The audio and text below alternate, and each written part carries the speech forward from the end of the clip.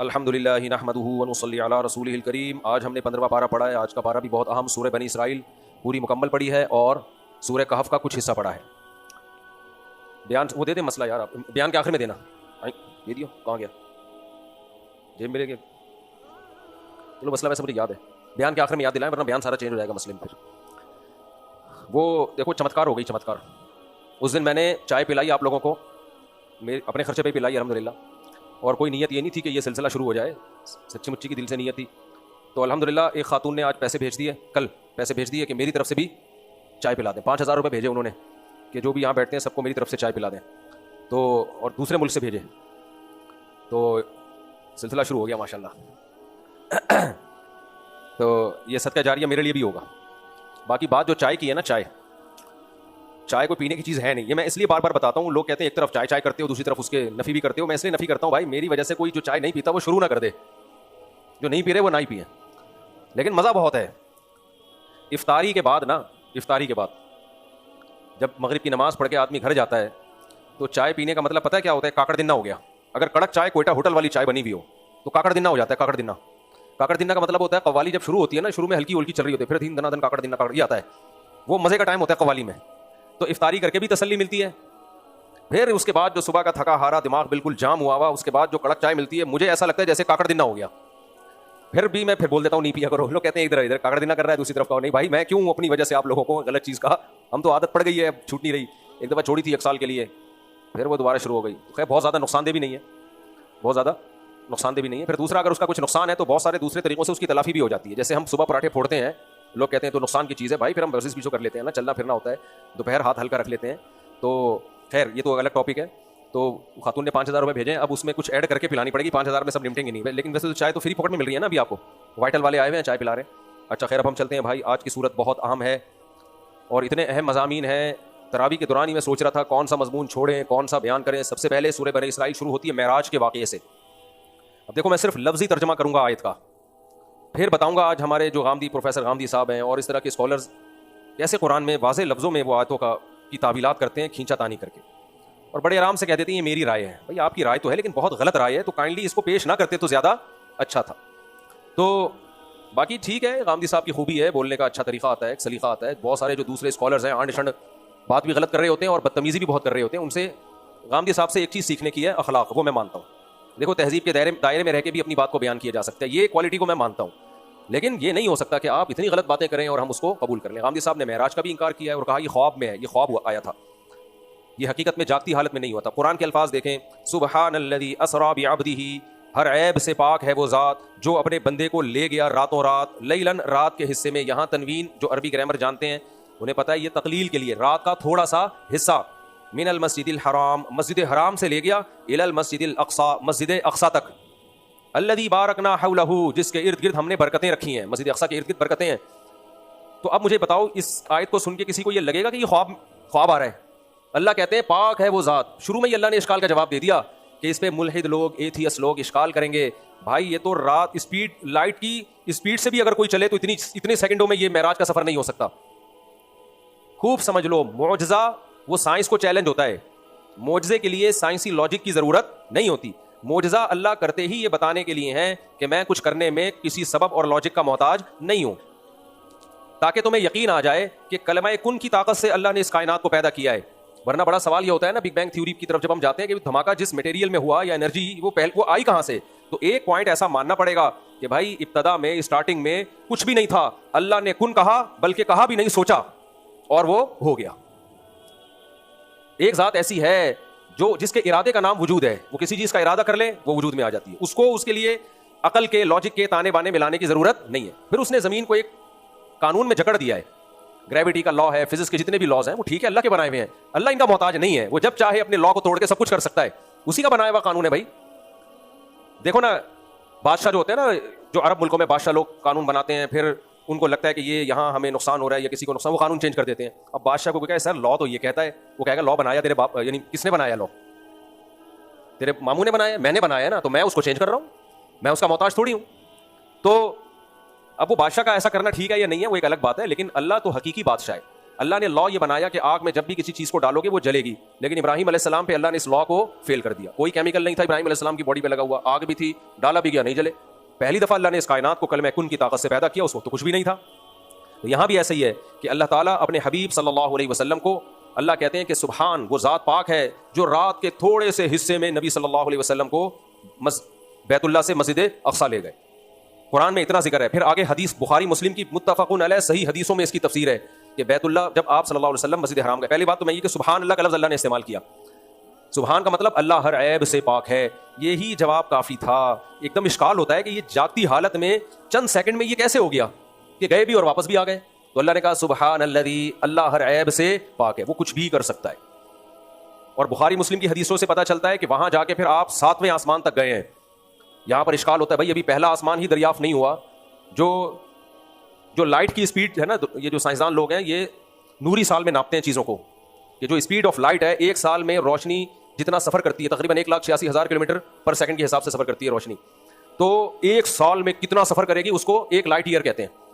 तो ये जो कहकशाएं अभी दरियाफ्त हुई हैं, इन्हीं की रोशनी हम तक सैकड़ों सालों में पहुंचती है। तो वो कहते हैं ये सेकंडों में नबी सल्लल्लाहु अलैहि वसल्लम पहले आसमान, दूसरे आसमान, तीसरे आसमान तक कैसे पहुंच गए। बात यही है कि फिर तो वही सवाल होगा कि आग में इब्राहिम अलैहिस्सलाम जलने से कैसे बच गए, और हजरत ईसा अलैहिस्सलाम बगैर बाप के कैसे पैदा हो गए, आदम अलैहिस्सलाम बाप और माँ दोनों के बगैर कैसे पैदा हो गए।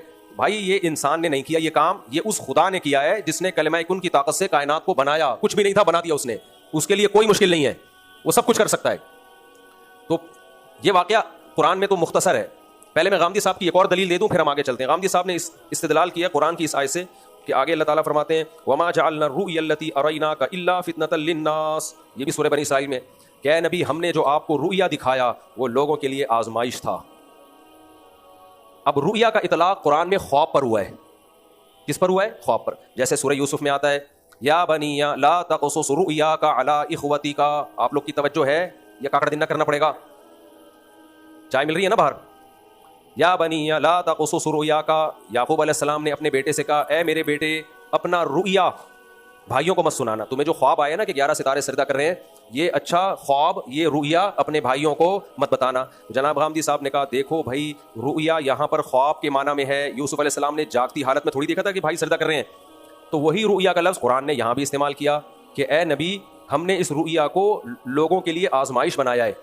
समझ में आई बात? तो यहाँ भी रुया का लफ्ज़। तो अब आम तबका जिसने कुरान को सही तरीके से पढ़ा नहीं है वो यही कहता है यार ज़बरदस्त दलील है। तो उस दलील का जवाब खूब अच्छी तरह समझें। रुया का लफ्जी माना ख्वाब नहीं है, रुया रुयत से निकला है। आपने देखा होगा ना रुयत हिलाल कमेटी, रुयत किससे? रा यरआ का माना होता है देखना। रुया वो चीज़ जिसको देखा जाए, जिसे इंग्लिश में सीन कहते हैं, उर्दू में मंजर कहते हैं। कहते हैं ना क्या सीन है यार, क्या मंजर है, क्या नज़ारा है। रुया का लफ्जी तर्जमा कहीं भी ख्वाब नहीं बनता, मंजर को कहते हैं। हाँ, मंजर का इतलाक कभी जागती हाल में कुछ चीजों को देखते हैं उस पर भी होता है, और कभी ख्वाब में भी सीन नजर आते हैं, कभी ख्वाब में भी नजर आते हैं। तो यूसुफ अलैहिस्सलाम ने तो बताया था इन्नी रअयतु फिल मनाम, अब्बा मैंने सोते में देखा है कि 11 सितारे सजदा कर रहे हैं। तो अब्बा ने कहा ये सीन जो तुमने देखा है, ये देखा तो ख्वाब में ही था ना। तो मंजर को कहते हैं रुया बमाना अलमरई, जो अरबी सर्फ नहव जानते हैं उनको पता है। अलमरई वो चीज जो देखी जाए उसको रुया कहा जाता है। तो वो कभी ख्वाब में, यानी ख्वाब पर भी इतलाक होता है, लेकिन जागती हालत पर भी इतलाक होता है। अब यहां ख्वाब मुराद है या जागती हालत मुराद है? ये भी तो मुमकिन है भाई यहां भी ख्वाब मुराद हो, क्योंकि अल्लाह कह रहा है ए नबी हमने जो आपको रुया दिखाया जो मेराज का, वो लोगों के लिए फितना आजमाइश है। तो इस पे 2 वाज़े करीने मौजूद हैं, बल्कि 3 वाज़े करीने, जिससे साफ पता चलता है कि ये ख्वाब नहीं है, जागती हालत है। पहला करीना सूरह बनी इसराइल की पहली आयत, अल्लाह कहते हैं सुबहान अल्लज़ी, अल्लाह हर ऐब से पाक है। अल्लाह ने अपनी तारीफें इसी वजह से की कि अगर ये ख्वाब होता तो फिर ये कोई बड़ी बात नहीं, ख्वाब तो क्या क्या आ जाते हैं लोगों को। तो अल्लाह कहते हैं वो अल्लाह ऐब से पाक है, क्योंकि तुम्हें लगेगा कि अल्लाह कैसे ले गया, कैसे अल्लाह ने ये सब कुछ दिखा दिया। तो अल्लाह कहते हैं भाई वो अल्लाह है, वो हर ऐब से पाक। पहला करीना। दूसरा साफ कुरान में है सुबहान अल्लज़ी अस्रा बिअब्दिही, अल्लाह ताला अपने बंदे को ले गया, मनामन नहीं है सोते में, बल्कि लैलन रात में ले गया। रात में पूरी बॉडी अल्लाह ले गया, बिअब्दिही अब्द बंदे को ले गया अल्लाह ताला। इसमें कहां अल्लाह ने कहा कि मैं ख्वाब में ले गया? हम जब किसी को कहते हैं फलां बंदे को लेके आ, तो ख्वाब में लाता है या उस वक्त पढ़ के लाता है? ऐसा जो साहब पुलिस वाले से कहें मुझे फलां बंदा चाहिए, ठीक है सर मैं अमलियात कर रहा हूं, ख्वाब में आपके सामने आ जाएगा, तो ऐसा जो क्या कहेगा? अबे मैं तुझे कह रहा हूं बंदा लेकर आ, वो बंदा फलां को वहां ले गया, वो उसको वहां ले गया, वो उसको वहां ले गया, उसने ये किया, उसने ये किया। सब जागती हालत की बात हो रही होती है। जब तक ख्वाब का सराहतन जिक्र नहीं होगा तो आप क्यों उसको ख्वाब पे मामूल कर रहे हो? तो अल्लाह ने पहले अपनी तारीफ की, सुभान अल्लज़ी, पाक है वो ऐब से, वो सब कुछ कर सकता है, लिहाजा इसका इनकार मत करना। फिर बिअब्दिही लैलन, रात में ले गया, ये नहीं कहा ख्वाब में ले गया, मिनल मस्जिदिल हरामी इलल मस्जिदिल अक़सा, 2 करीने हो गए। तीसरा करीना क्या है, बस ये करके फिर मैं आगे चलता हूँ, ये थोड़ा सा खुश्क टॉपिक है। फिर तीसरा करीना क्या, अल्लाह ताला कुरान में फरमाते हैं, वमा जअलना रुय्यल्लती अरैनाका इल्ला फितनतल लिन्नास, ए नबी हमने ये जो आपको मंजर दिखाया ये लोगों के लिए फितना है। फितने का क्या मतलब, आजमाइश है। कुछ लोग जिनका खुदा पर पूरा ईमान नहीं है वो नहीं मानेंगे इसको, कहेंगे इट इजंट पॉसिबल, तभी तो फितना बनेगा ना ये।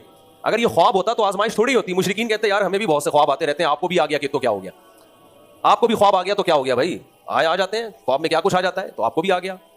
तो फितने का मतलब ही यही है, आजमाइश है कि कुछ मानेंगे और कुछ इनकार कर देंगे इसका। और आगे वशजरतल मलऊनत फिल कुरान, कुरान कह रहा है ये भी जो आपको हमने मंजर दिखाया आजमाइश, और वो दरख्त भी आजमाइश बनाया लोगों के लिए जो मलऊन दरख्त है, जिसको ज़क़ूम कहा जाता है।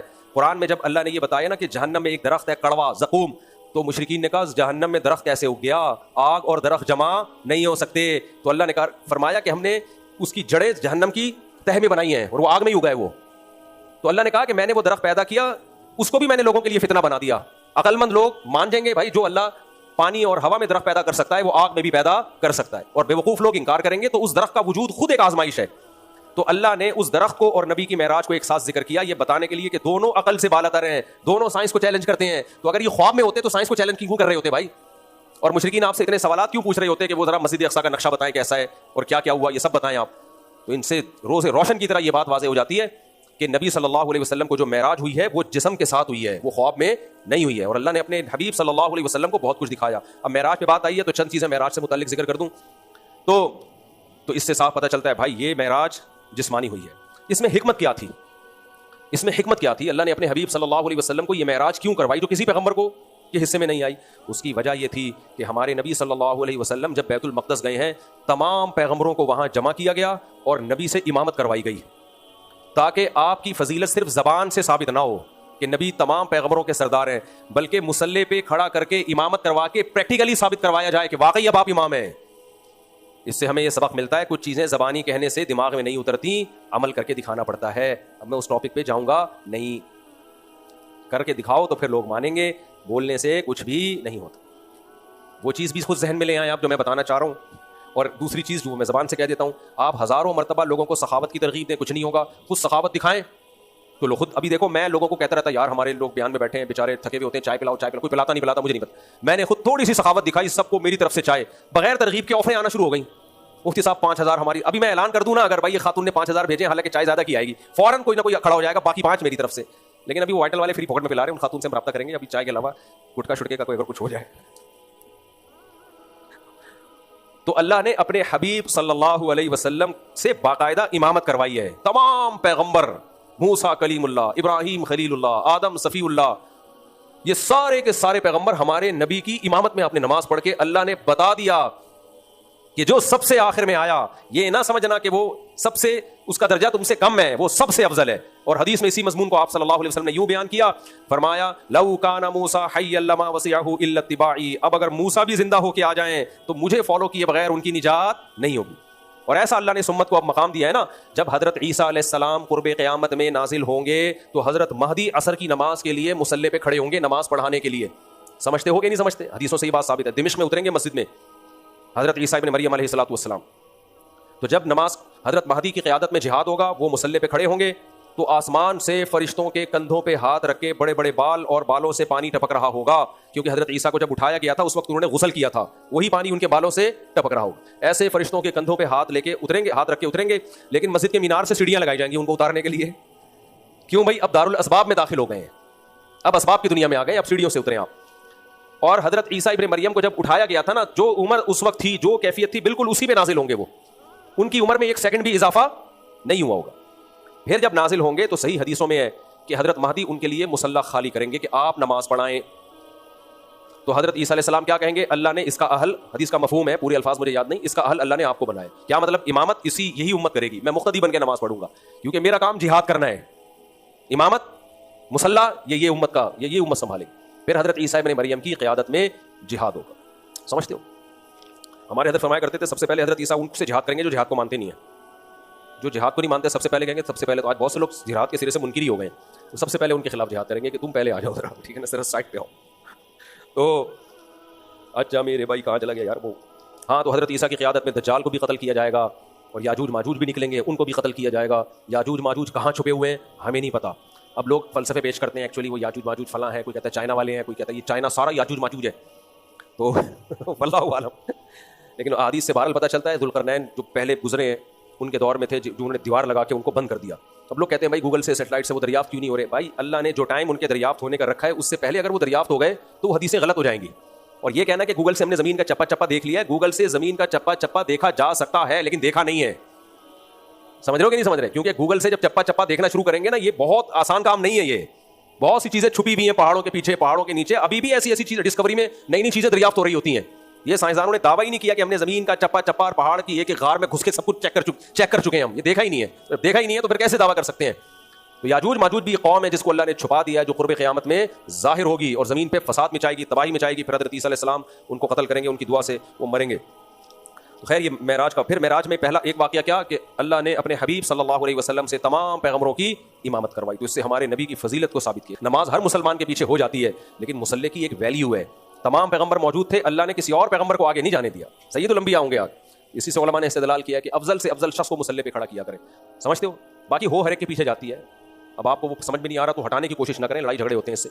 और फिर आप सल्लल्लाहु अलैहि वसल्लम की मुलाकात हज़रत मूसा अलैहिस्सलाम से हुई, हज़रत इब्राहीम अलैहिस्सलाम से हुई, और आप सल्लल्लाहु अलैहि वसल्लम ने तमाम पैगम्बरों के औसाफ बयान किए, इनका कद कैसा था, कौन मजबूत जिस्म के। हज़रत मूसा के बारे में फरमाया इंतहाई मजबूत जिस्म के, घुटे हुए जिस्म के मालिक थे, बहुत मजबूत। तभी तो एक चमाटा लगाया था फिरौनी को, कत्ल की नीयत नहीं थी, उसी थप्पड़ से उसका इन्ना लिल्लाह हो गया। सोचो अगर कत्ल करने की नीयत से मारते तो क्या होता। बहुत मजबूत। तो पैगम्बरों को अल्लाह सेहत भी बहुत अच्छी देते हैं, मजबूत सेहत के मालिक होते हैं। अच्छा खैर ये तो बहुत फिर मेराज के वाक़यात हैं। उसी मेराज में हमें 5 नमाजें मिली। हज़रत मूसा अलैहिस्सलाम के पास नबी आए तो पूछा कि क्या तोहफ़ा मिला? फरमाया 50 नमाजें। हज़रत मूसा ने फरमाया मेरी उम्मत नहीं पढ़ सकी थी तो आपकी उम्मत भी नहीं पढ़ सकेगी, आप कम करवाएं। कम करवाते करवाते कितनी रह गई? 5। इस पर कुछ मुल्हिद लोगों का एतराज़ है, लो भाई 50 फ़र्ज़ हो रही थी, सारे दिन नमाज़ ही पढ़ते रहते। भाई एक तरीका, अल्लाह ने फ़र्ज़ 5 ही करनी थी लेकिन एक प्रोसेस से गुजार के, ठीक है ना, ताकि मूसा कलीमुल्लाह की फजीलत भी साबित हो जाए। अल्लाह ने बाज़ दफ़ा काम करना होता है, पहले से इरादा होता है 5 ही दूंगा, ज़्यादा नहीं दूंगा, क्योंकि और भी दुनिया में काम करने हैं ना इन्होंने, नमाज़ ही पढ़ते रहेंगे। तो लेकिन एक तरीका रखा होता है ताकि एक दूसरे पैगम्बर की फजीलत साबित हो, मूसा अलैहिस्सलाम की। और इससे असबाब कितने मिले हमें? हज़रत मूसा ने हमारे नबी सल्लल्लाहु अलैहि वसल्लम को मशवरा दिया कि आप कम करवाएं। इससे बहुत सारे असबाब हमें मिलते हैं कि भाई अगर आपका कोई भी लीडर है, कोई पैगाम लेके आता है तो उसको मशवरा दिया जा सकता है, भाई ये ज़रा आसान हुक्म रखो, आसान हुक्म, ताकि इनके लिए मुश्किलात ना हो। बहुत सारे असबाब, उनकी तरफ जाऊंगा तो बयान बहुत लंबा हो जाएगा। मेराज ही में नबी सल्लल्लाहु अलैहि वसल्लम ने कुछ लोगों को आग में जलते हुए देखा, वो जानी थे। कुछ लोग, जो कुछ वाक़यात बाद में होने थे, वो अल्लाह ने सूरत मिसालिया बना के पहले दिखाए नबी सल्लल्लाहु अलैहि वसल्लम को, जो बाद में होने थे। तो देखा आपने नंगे बदन में लोग हैं, कुछ मर्द और औरतें नंगे बरहना, आग जलती है तो वो ऊपर की तरफ उठते हैं। तो आपने जिब्रील से पूछा ये कौन लोग हैं? आप जिब्रील अलैहिस्सलाम ने फरमाया ये आपकी उम्मत के जानी हैं, जिनाकार, जिना करने वाले मर्द और जिना करने वाली औरतें। इन्हीं के कपड़े उतार के ना इनको साथ में अल्लाह ने आग में डाल दिया है। तो बहुत बड़ा जुर्म है जिना करना। सेकुलर लिबरल लोगों की नज़र में कुछ भी नहीं है ये, जो खुदा को मानते हैं ना उनकी नज़र में हल्का जुर्म नहीं है, बहुत बड़ा जुर्म है। तभी तो पैगम्बरों ने अपने आप को जिना से बचाया। यूसुफ अलैहिस्सलाम भागे, बंद दरवाजों में भी भागे हैं, वो फरार हुए। इतना हल्का मामला नहीं। आज जरा सी बात पे जिना कर लेते हैं, फिर बाद में कहते हैं तोबा कर लेंगे, हम तोबा कर लेंगे। जानी के लिए तोबा करना बड़ा मुश्किल और तोबा पे कायम रहना बड़ा मुश्किल। बचाओ अपने आप को, हो गया तो फिर तोबा के अलावा कोई रास्ता नहीं है, लेकिन सच्ची तोबा करो, तबलीग में निकल जाओ 4 महीने के लिए, ताकि उस जुर्म से बचने की आदत हो जाए। तो और इस तरह के वाक़यात हुए। आगे अल्लाह ताला ने इस सूरत में बहुत सारे अहकाम दिए हैं, बड़े दिलचस्प अहकाम जो इस्लाम का खुलासा है। फरमाया वक़ज़ा रब्बुका अल्ला ताबुदू इल्ला इय्या, तेरे रब ने फैसला कर दिया है इबादत सिर्फ अल्लाह की होगी। वबिल वालिदैनि इहसाना, और माँ बाप के साथ बहुत अच्छा सलूक होगा। एहसान अच्छे सलूक को नहीं कहते, बहुत अच्छे सलूक को कहते हैं। कितना अच्छा सलूक? इम्मा यबलुगन्ना इंदकल किबरा अहदुहुमा, अगर तुम्हारे पास दोनों में से कोई एक बुढ़ापे को पहुंच जाए, औ किलाहुमा, या दोनों बूढ़े हो जाए, फला तकुल्लहुमा उफ़िन, तो उनके सामने उफ़ मत करना। वला तनहरहुमा, कभी झिड़कना नहीं उनको। झिड़कने का मतलब समझते हो? कोई हमें बहुत तंग कर रहा होता है, हम क्या कहते हैं? अबे जा यार यहाँ से, बस कर, चुप कर जा भाई। दोस्तों को झिड़का जाता है ना, अबे बस कर यार, चुप कर जा। जो फकीर आते हैं उनको झिड़का जाता है, भाई जान छोड़ यार। तो ये जो स्टाइल है, अंदाज है, अल्लाह कहते हैं माँ बाप के साथ कभी ये अंदाज इख्तियार नहीं करना।